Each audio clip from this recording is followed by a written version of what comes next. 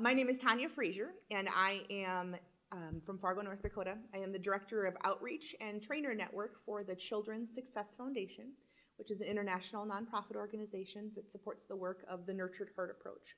I also own a company called Heart to Heart Consulting here in Fargo, through which I do trainings and workshops, professional development for teachers and other professionals in the world on the Nurtured Heart approach, and do personal coaching as well.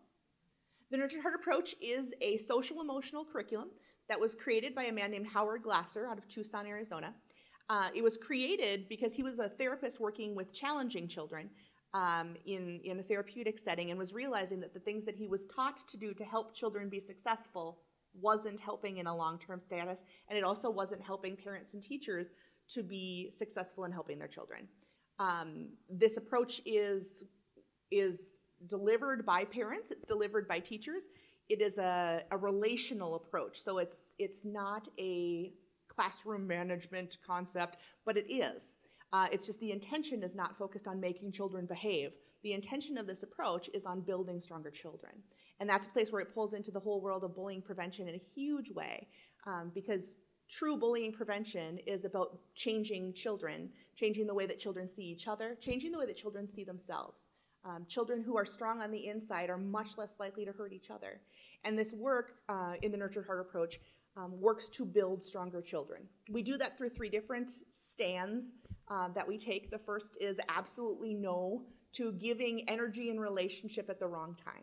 We as adults tend to show up most when things are going wrong, and then we wonder why children are so intrigued by doing things wrong just to get us to show up. Secondly, the second stand is about absolutely yes to showing up at times when things are going right and doing it in vibrant ways. So as a trainer in the approach, I teach parents, I teach teachers, I teach professionals, and even lay community members how to show up more intentionally and more specifically for children in a way that it builds who they are and is in a way that sticks.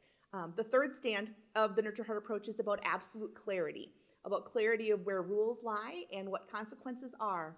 The way that the Nurtured Heart approach looks at this stand of clarity is through a stand on being clear about what our expectations are, and knowing that children, because of large punishments and large consequences, do not change behavior.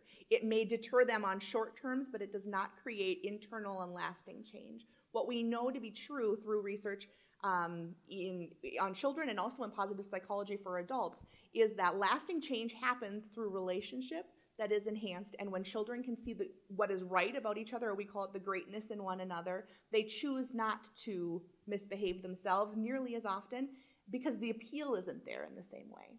And they also choose not to treat each other poorly, which has a significant impact on bullying prevention from a true prevention standpoint. The Nurtured Heart approach wasn't created as a bullying prevention technique per se. It was created to build stronger kids and to help kids be behaviorally successful. What we know is classrooms and homes in which children are utilizing this approach with their family or teachers are seeing significant drops in aggression, significant drops in bullying type behaviors, and significant drops in interpersonal conflict. In schools where we've seen the utilization of the Nurtured Heart approach in a uniform manner or in a close to uniform manner, we've seen reports of bullying as a systematic issue drop to nearly 0. That doesn't happen because this is a magic wand. That doesn't happen because poof, you come in and the Nurtured Heart approach takes all of the problems away.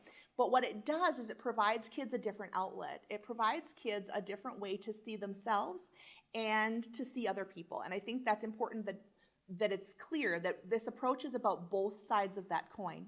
This is not just about building a stronger kid. This is about building a stronger kid who also can see strength in others. Often people will ask, how is this different than other bullying prevention curriculum? And I think one of the most significant ways that it's different is that this does not focus on identifying negative behavior and teaching children how to respond to negative behavior. This approach is all about knowing where boundaries lie, blowing the whistle when the whistle needs to be blown. However, we don't teach children to run around and hunt for what's wrong in each other. I've had people mention very, very young children, 2, 3, and 4, and lecturing those children about how they're bullying each other. Children inherently make mistakes. Children inherently treat each other poorly, And the way through that is not to berate them about their character being so flawed that that's who they are. It's about helping them to see through it and helping them to see something different.